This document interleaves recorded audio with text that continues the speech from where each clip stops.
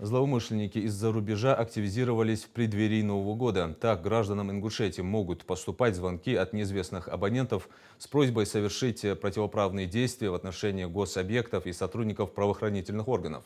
Это может быть связано с поджогом автотранспорта, банкоматов, государственных объектов, военкоматов.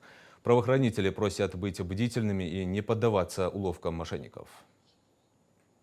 Граждане нашей республики должны быть бдительными, не поддаваться этим звонкам. Если поступают телефонные звонки от неизвестных лиц, то сразу надо прекратить разговор и сообщить в полицию по номеру 112 или 02. И сообщить сотрудникам органам номер телефона, с которого звонили, кем представился, в какое время и какое действие требовались совершить.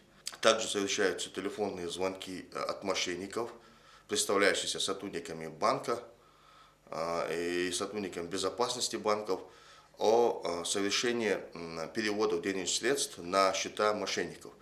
Поэтому хочется попросить наших граждан быть бдительными, не совершать никакие операции по телефонному звонку, ни переводы, не передавать никакие личные данные и данные банковских карт.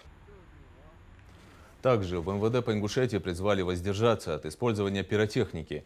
Во избежание несчастий из-за нарушения технологии производства таких изделий, несоблюдения условий их хранения и принимая во внимание возросшие в последнее время риски диверсий и терактов, в том числе с применением предметов, замаскированных под бенгальские огни, фейерверки и иные новогодние атрибуты.